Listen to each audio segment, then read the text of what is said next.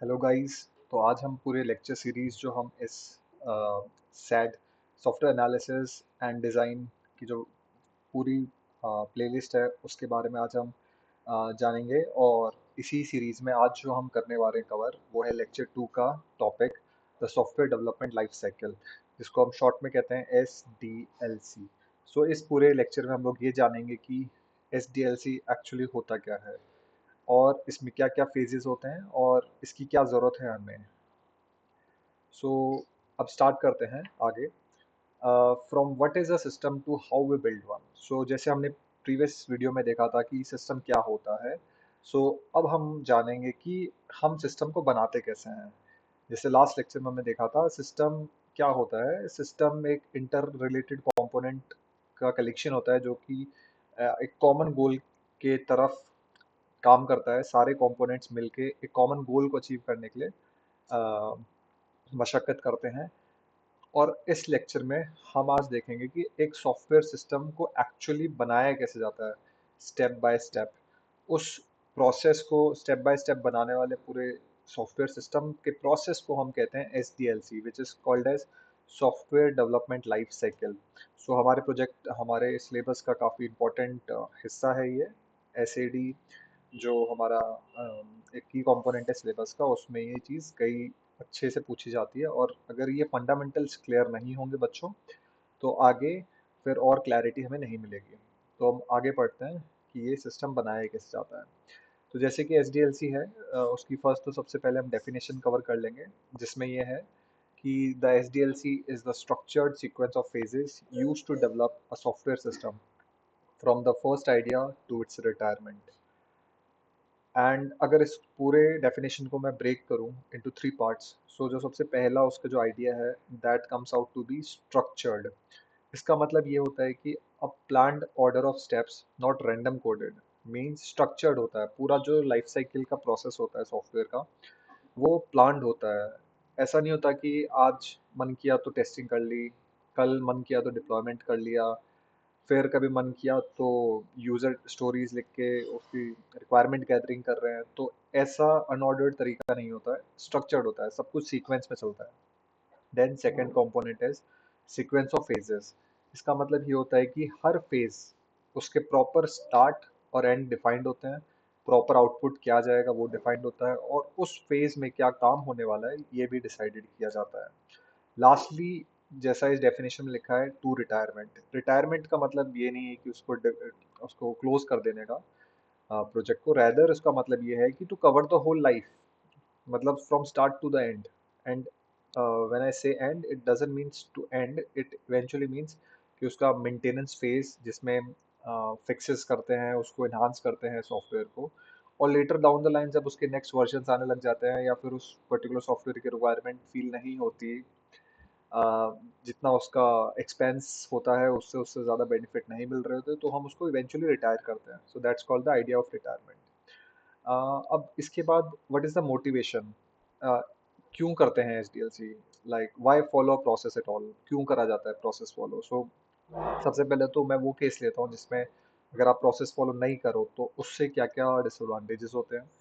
तो पहला डिसएडवांटेज है कि जंप स्टार्ट टू कोडिंग। जैसे ही कोई आपके पास रिक्वायरमेंट आई कि मुझे ये सिस्टम चाहिए, तो आप सीधा कोडिंग स्टेप में चले जाते हो, और फिर बाद में पता चलता है कि रिक्वायरमेंट तो ये थी ही नहीं।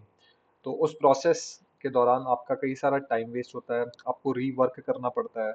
तो दैट ये एक नेगेटिव साइड है कि विदाउट प्रोसेस अगर आप काम करते हो तो। Then second is requirements gets missed, because अगर प्रोसेस फॉलो नहीं होगा तो कई बार रिक्वायरमेंट अड हॉक आएंगे और कई बार रिक्वायरमेंट प्रॉपरली कन्वर्ट नहीं हो पाएंगे यूजर स्टोरीज में। सो इसलिए रिक्वायरमेंट प्रॉपर ली जाती है।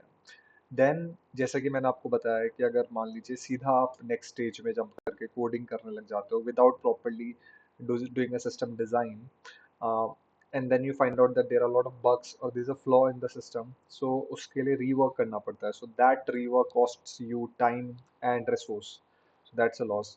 Then defects found too late. जब आप प्रॉपर प्रोसेस फॉलो नहीं करते हो तो अगर कोई बग हमें लेटर डाउन द स्टेज मिलता है जो कि एक कोर फंक्शनैलिटी से रिलेटेड बग है, तो आप मान के चलिए वो पूरी फंक्शनैलिटी ही गड़बड़ है। तो इसलिए हमेशा proper defined user expectation set करी जाती है ड्यूरिंग द प्रोसेस, और उसके बाद एक एक एक्टिविटी को उठा के उसको असाइन किया जाता है।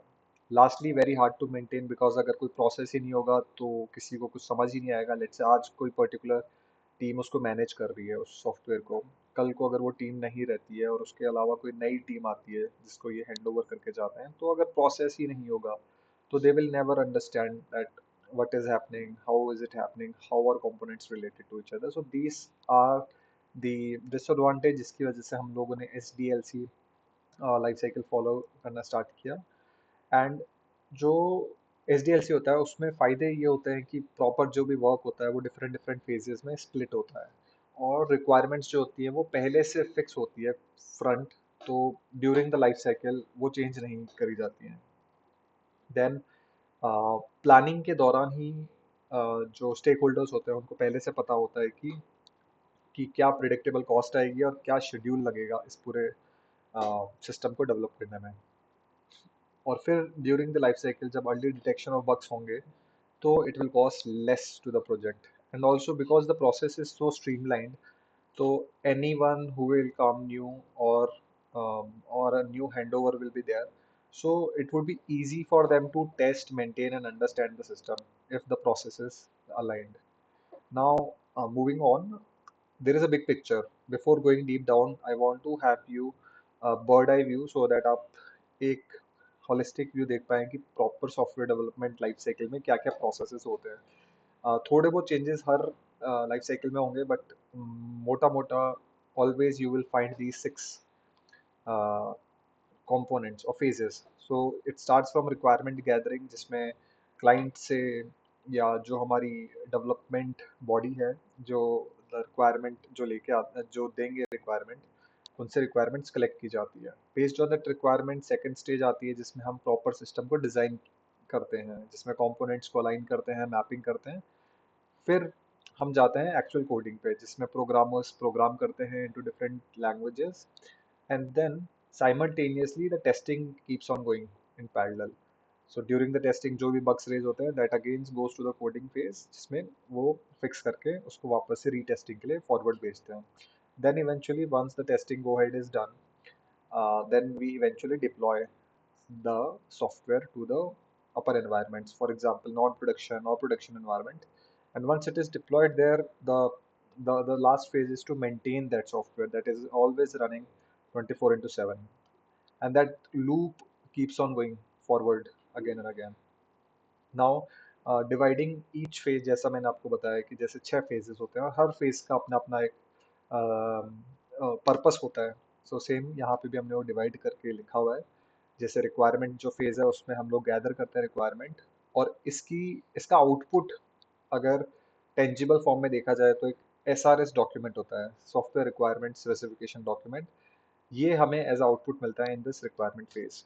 सो ये SRS document will help the next phase, design phase, जिसमें प्रॉपर प्लान किया जाता है, आर्किटेक्चर किया जाता है सॉफ्टवेयर सिस्टम्स को, मॉड्यूल्स को बनाया जाता है, डेटा कैसे कलेक्ट होगा, कहाँ स्टोर होगा, कैसे कैसे एंटिटी रिलेशनशिप्स बनेंगे, वो सारा हम डेटा इसमें स्टोर करते हैं। After the end of the design phase, what we get is a design document that becomes a reference point for the coders और technical team, जो कि उसके बेसिस पे एक प्रोजेक्ट को बिल्ड करते हैं, पूरा प्रोग्राम लिखते हैं, देन टेस्ट करके उसको एज अ सोर्स कोड उसका बन जाता है। देन जो टेस्टिंग टीम होती है, they starts testing the features functions that were there in the design the SRS document, and जो भी बग्स आते हैं उसको फिक्स किया जाता है सॉफ्टवेयर टीम के द्वारा। जो भी टेस्टिंग के रिजल्ट्स आते हैं, रिपोर्ट्स आती हैं, वो सारे रिपोर्ट्स जनरेट किए जाते हैं as a output of the testing phase, and उसको डिप्लॉय किया जाता है एप्लीकेशन को to the real users who are the end users of the system. उसके बाद वो एप्लीकेशन लाइव यूज के लिए रेडी होता है एंड वो वर्किंग सिस्टम कहलाया जाता है। लास्टली उसको मेंटेन करना, बिकॉज रनिंग सिस्टम में कोई हिडन बग्स आएंगे, ऑफ कोर्स लिटिल एनहांसमेंट्स भी आएंगे, सिस्टम को इम्प्रूव करने के लाइब्रेरीज अपग्रेड्स आएगी। सो ये सारी चीज़ें मेंटेनेंस फेज में करी जाती हैं। नाउ मूविंग ऑन, एक डिफेक्ट को कब पकड़ा जाए जिसकी वजह से सबसे कम कॉस्ट लगती है, तो इस ग्राफ में आप देखेंगे कि सबसे ज़्यादा जो टाइम होता है टेस्टिंग और मेंटेनेंस फेज में लगता है। सो आप ये देखिए अगर कितना लेट स्टेज में अगर वो बग पकड़ा जाएगा, सो उसके बाद रीवर्क वो वापस से स्टार्टिंग से ही करना पड़ेगा, क्योंकि अगर मान लीजिए टेस्टिंग में कुछ डिजाइन फेज का कोई बग लास्ट में मिलता है टेस्टिंग के दौरान, तो रीडिजाइन होती है, फिर रीडिजाइन के बाद रीकोडिंग होती है, रीकोडिंग के बाद रीटेस्टिंग होगी। सो दिस ग्राफ सेज कि जितना बग जल्दी पकड़ा जाए उतना चीप लगता है। आ, ये बेसिकली एक रियल वर्ल्ड एग्जांपल है। जैसे आप फूड डिलीवरी ऐप यूज़ करते हो, जोमेटो, स्विगी, उसका अगर सॉफ्टवेयर डेवलपमेंट लाइफ साइकिल अगर हम बनाएं, सो उसके जो फेजेस हैं, first phase is requirement phase, जिसमें टीम ये डिसाइड करती है, रिक्वायरमेंट्स लेके आती है कि क्या क्या एसेंशियल कंपोनेंट्स होने चाहिए। फॉर एग्जांपल एक मेन्यू होना चाहिए, कार्ट, पेमेंट, ट्रैकिंग होनी चाहिए, लॉगिन होना चाहिए यूज़र का। ये सारी चीज़ें जब डिसाइड हो जाती है तो ये डिज़ाइनर के पास जाती है टू डिज़ाइन द स्क्रीन्स, कि यूज़र पर्सोना कैसा होगा, और डेटाबेस के साथ वो डेटा स्टोर किस फॉर्म में होगा, मॉड्यूल्स कितने होंगे, वो कनेक्टेड कैसे होंगे। जब ये चीज़ें फ्रीज हो जाती हैं, एक डिज़ाइन डॉक्यूमेंट बनता है, फिर वो कोडिंग टीम, डेवलपर्स होते हैं different, full stack, front end developer, back end developer, they do develop the app और the website and keep on testing it locally. Simultaneously जो टेस्टिंग टीम होती है वो ऑर्डर, मतलब जितने भी मॉड्यूल्स बने हुए हैं उस रिस्पेक्टिव मॉड्यूल्स की एज प्रॉपर टेस्टिंग करती है, पेमेंट प्रॉपर हो रहा है नहीं हो रहा, कोई एज केस रह तो नहीं गया, ये सारी टेस्टिंग करी जाती है टेस्टिंग फेज में। फिर आता है डिप्लॉयमेंट, जब लिटरली ये जो फूड डिलीवरी ऐप है जोमेटो, इसको प्ले स्टोर या ऐप स्टोर में पब्लिश किया जाता है so that every one public can use it. Then let's say during the deployment lot of users come in, 2 crore लोग आ गए, तो ऐप क्रैश हो जाएगी because it's not made for this much traffic. So उस केस में maintenance उसका ज़रूरी है। क्रैश हो गया सिस्टम तो उसको अपस्केल करके उसको मेंटेन करना, लोड बैलेंस करना, तो ये सब आपके मेंटेनेंस फेज में आ जाता है। Then the difference between what is SDLC और एसडीएलसी के मॉडल्स क्या क्या है। सो एसडीएलसी तो आपको जैसा यू नाउ नो कि डिफरेंट फेजेस को हम एसडीएलसी कहते हैं, अगर वो 6 स्टेजेस को फॉलो करता हुआ आता है तो उसके अंदर there are different ways to arrange these 6 phases. Like to name a few is one waterfall, spiral and agile, जिसमें हम बताया जाता है कि ये काम होता कैसे है। सो अभी आगे के लेक्चर्स में हम लोग ये देखेंगे कि डिफरेंट डिफरेंट मॉडल्स को कैसे बनाया जाता है। सो ये few questions थे। Next there are few marks that you may lose, कुछ इंपॉर्टेंट पॉइंट्स जो कि एग्जाम्स में पूछे जाते हैं, which is calling SDLC a model. So SDLC is not a model. Models are waterfall or agile. SDLC is a phases, software development life cycle. It's a group of phases that is used to create a system. Hmm.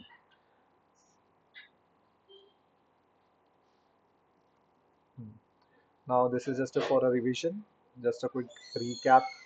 What did we actually studied? So what is SDLC? The full form is structured sequence of phases from idea to reality. Then phases, 6 phases we covered. Then why do we do it? The benefits of having a system is you have a predictable cost, early detection of bug, and maintenance. Then there is a key rule that the output of one phase becomes the input of the next phase, and the cycle repeats. For example, a coder can only start coding when the design document is provided to them, that way.